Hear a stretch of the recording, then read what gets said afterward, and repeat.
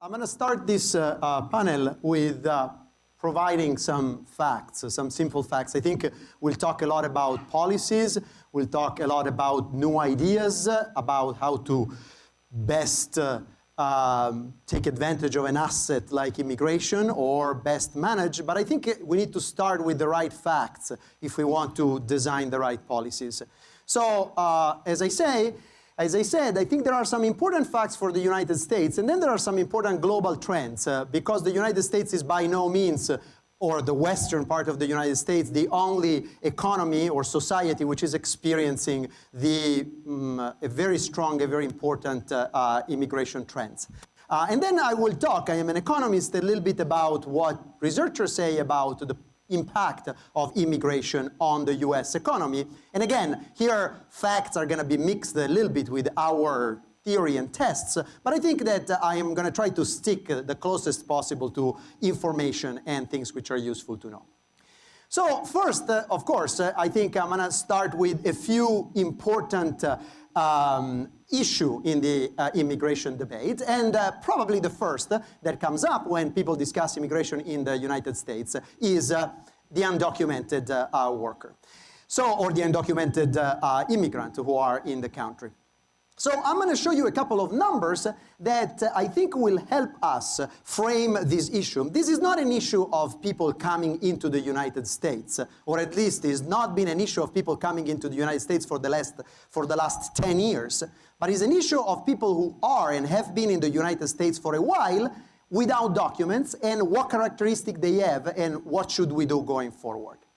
So these are numbers that you may have seen, so a lot of this information may not be new to you. It's the estimated number of undocumented person in the United States. And as you see, the real surge of undocumented people in the United States happened in the late 90s and in the early 2000s. In fact, it is since 2005 that the population of undocumented has essentially flattened, it has plateaued. So there has not been net entry of undocumented since essentially 2005, for 10 years.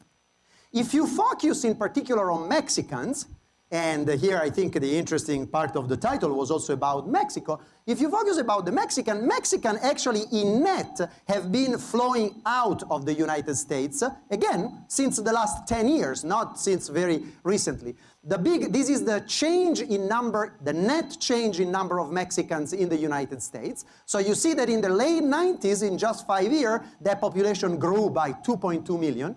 But starting from 2005 and at an accelerated pace since 2010, the net have been actually negative. So there are more people in total that go back to Mexico, either because they are deported back to Mexico or because they choose to go back to Mexico, than people who are coming in. Now, why is that the case? There are many reasons for this, and economists and demographers have looked.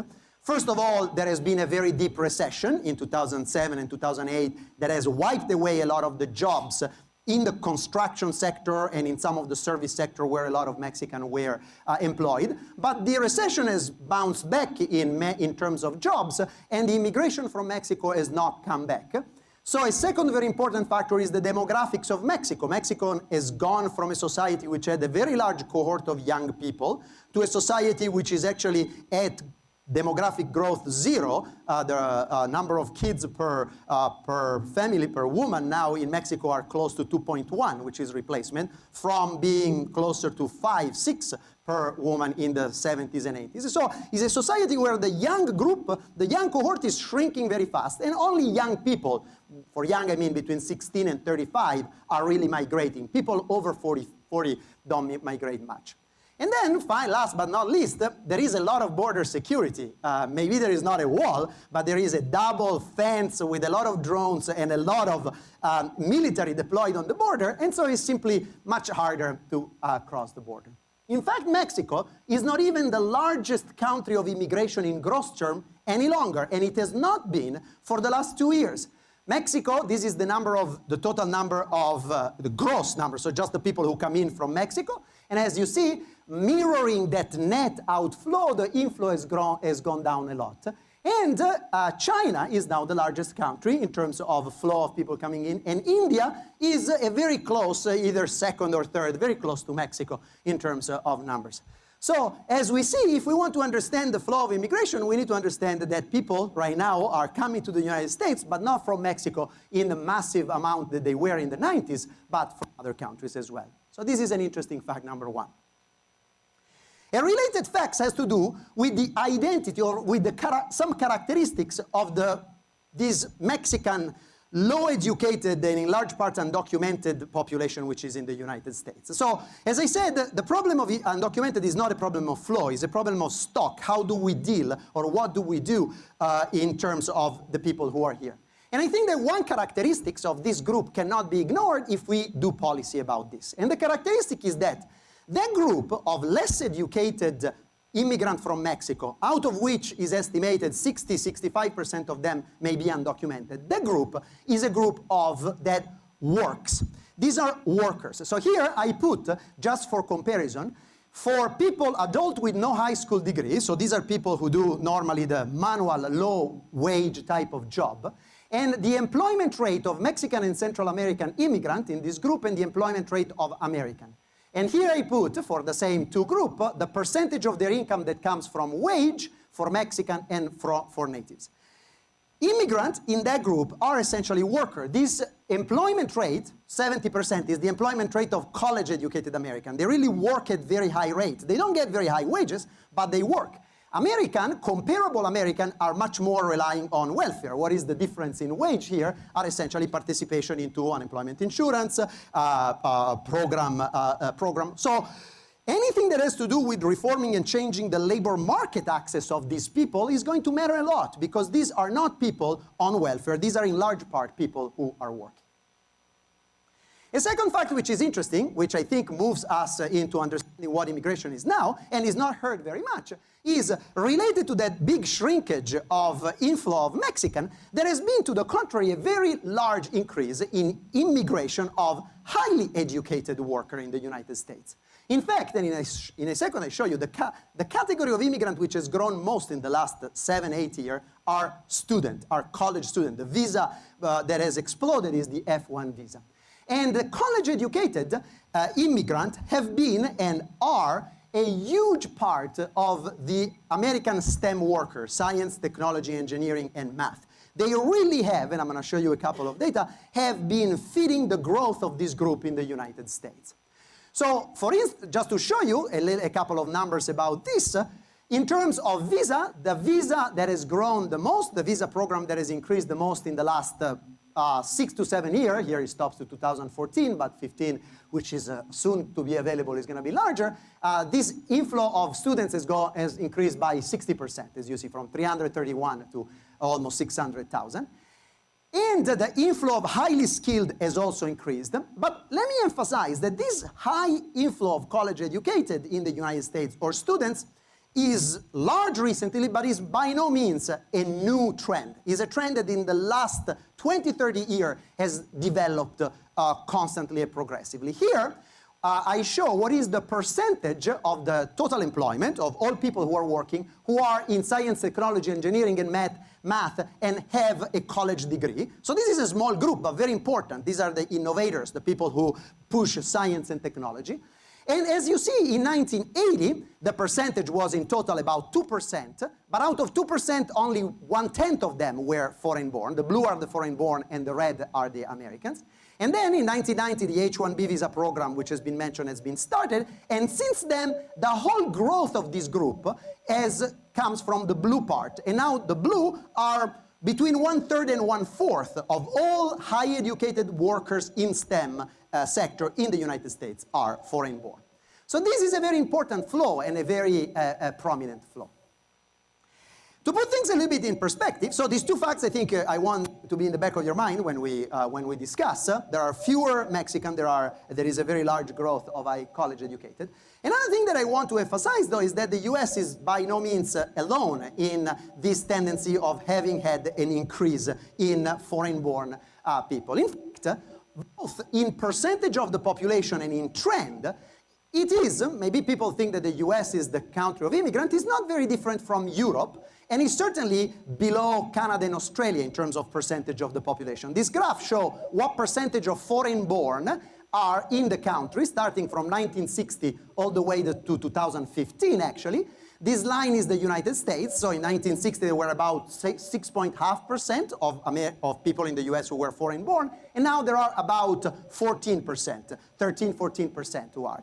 And Europe followed a similar pattern, again, with different timing. Europe had a much bigger boom of immigration in the last 10 years. In the US, the big and fastest immigration decade was the 90th, in fact, and after that it slowed down. In Canada and Australia, similar trend, starting at a higher level. So this is a phenomenon that all rich countries are facing. But the interesting is the composition of skills of immigrants in the United States, which is, I would argue, particularly interesting, and maybe if you just read the newspaper, you wouldn't realize. So if you look at what has been the inflow of immigrants between people who have no high school degree, high school diploma, some college, bachelor, and more than a bachelor, and you see that in relative terms, so relative to the size of this group, the growth of highly educated has been, the contribution of immigrants to the growth of highly educated group has been much larger than the contribution to this. These numbers are what percentage of growth of this group over these 34 years is due to immigrants. While at the low level, only 20 to 23% of the growth of this group is due to immigrants, at the top, about 40% of it is due to immigrants. So immigration in the United States has been and still is very college biased in a sense, in numerical term relative to the population. And now we go a little bit on the geography.